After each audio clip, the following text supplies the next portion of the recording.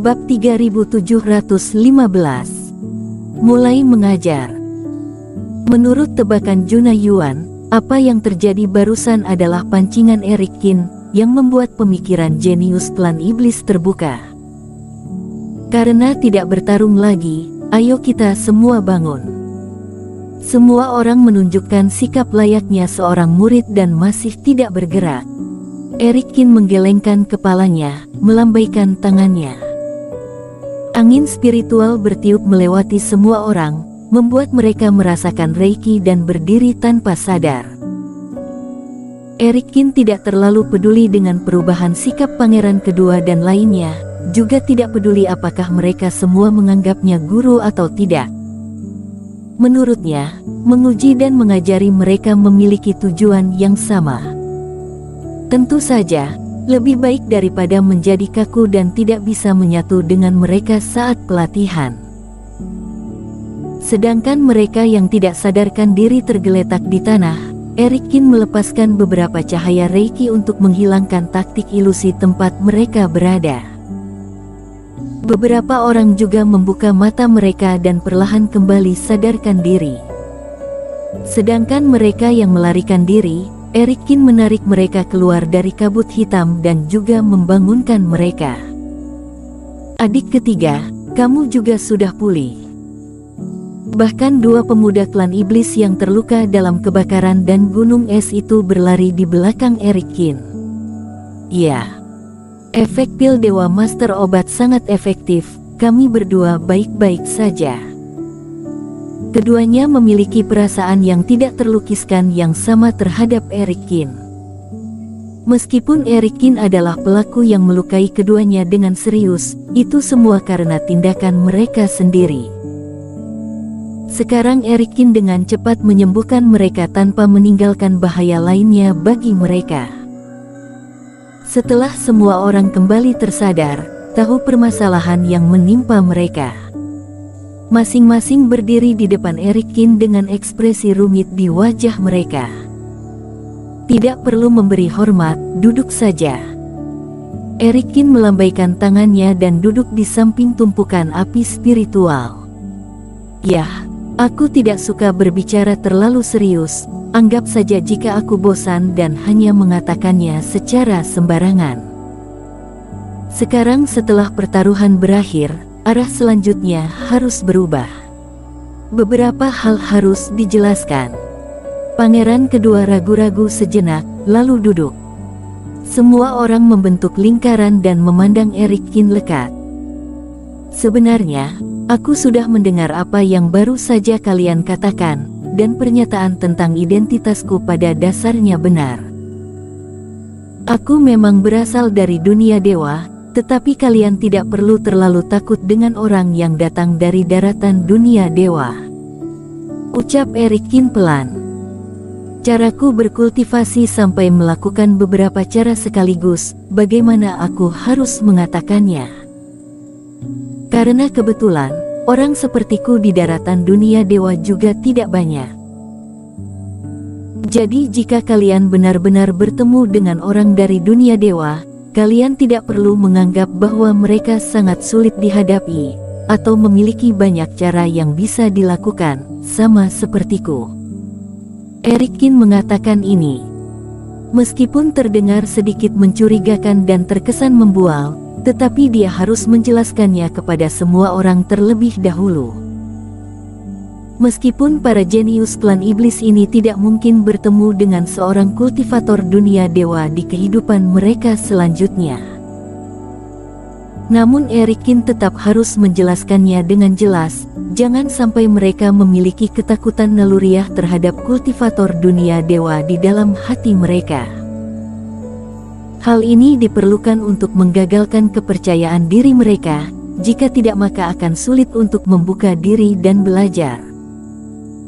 Namun Kaisar Iblis Kera mengundangnya untuk mengajari mereka semua, bukan memberi mereka pengaruh hati iblis. Aku mengerti. Master Qin adalah seorang jenius dunia dewa, tetapi tidak semua orang di dunia dewa sana memiliki kekuatan dan kultivasi seperti Master Qin. Kaden Huang menyeringai. Bukan itu maksudku. Sebenarnya aku juga bukan dari daratan dunia dewa. Sepertimu, aku berasal dari dunia kecil, tapi aku baru saja datang ke dunia dewa karena suatu kebetulan. Ketika Erikin mengucapkan kata-kata ini, pangeran kedua dan yang lainnya dikejutkan untuk kesekian kalinya. Mereka mengira kekuatan Erikin berasal dari kekuatan daratan dunia dewa. Namun bukankah itu berarti Erikin dulu memiliki identitas yang sama dengan mereka?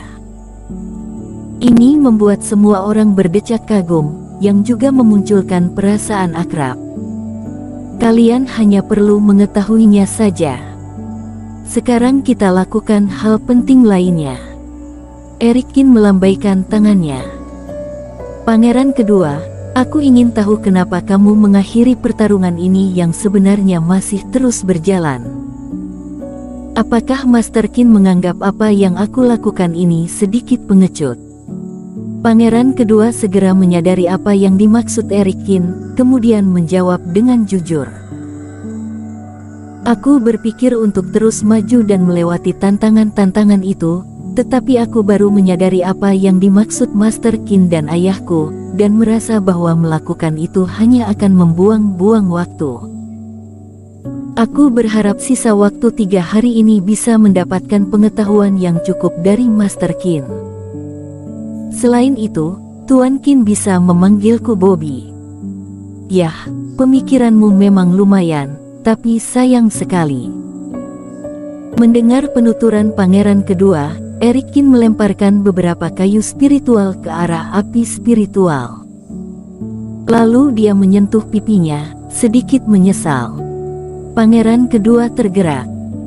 Master Qin merasa bahwa ujian selanjutnya sangat berarti, yang sangat cocok bagi kami untuk berlatih. Memikirkan hal ini, pangeran kedua tiba-tiba menyesalinya. Oh, tidak. Namun, Erikin segera melambaikan tangannya. Hanya beberapa taktik saja yang bisa membuatmu membuang sampah kecil satu persatu, seharusnya menarik untuk melihat ekspresi kalian yang semakin putus asa. Pangeran kedua terkejut sekaligus sedikit kesal setelah mendengar itu. Pertapa siluman lainnya juga membeku. Dia menganggap keputusasaan mereka sebagai sesuatu yang menarik. Master Qin, kenapa kamu berterus terang sekali? Bahkan jika kamu benar-benar berpikir seperti itu, apa memang harus mengatakannya dengan gamblang? Bagaimanapun juga, kami memang salah paham terhadapmu sebelumnya. Sekarang kami juga sudah menyerah dan bersedia menjadi muridmu. Selain itu, sepertinya kamu terlihat sangat senang ketika melihat kita ditangkap. Apa kamu di sini untuk mengajari kami, atau hanya untuk mengolok-olok kami? Di udara, Junahyuan hampir tersedak, dengan cepat menekan suaranya dan batuk beberapa kali. Awalnya dia menganggap bahwa Erikin memberi mereka pengajaran, tetapi tidak disangka jika dia melakukan itu hanya untuk menyenangkan dirinya saja.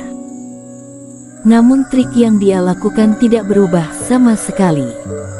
Sangat disayangkan.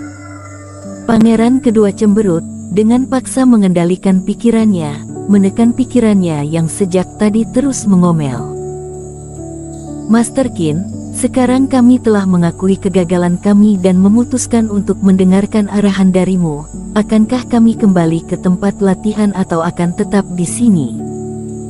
Waktu untuk mengajari kalian cara bertarung terbatas. Jika hanya menjelaskannya saja, kalian akan sulit untuk mencernanya secara mendalam.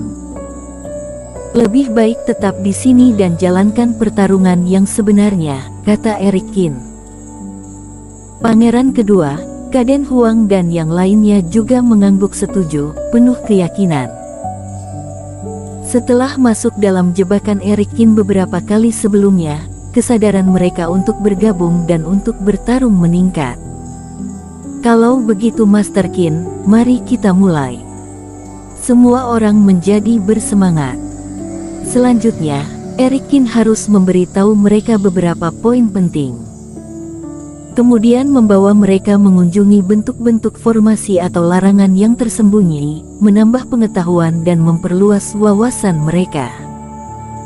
Namun Erikin melambaikan tangannya lagi. Salah, apa yang kalian sebut dengan pelatihan sekarang sudah dimulai. Sudah mulai. Sejak kapan?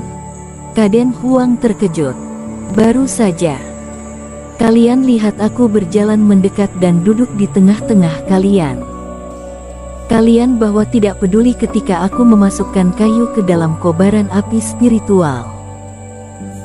Apa kalian merasa bahwa aku adalah master guru kalian, jadi kalian merasa aman berada di tempat yang sama denganku? Erikin beranjak dengan ekspresi kecewa. Ekspresi di wajah pangeran kedua langsung berubah. Ada yang salah, asap dari kayu ini beracun. Bersambung.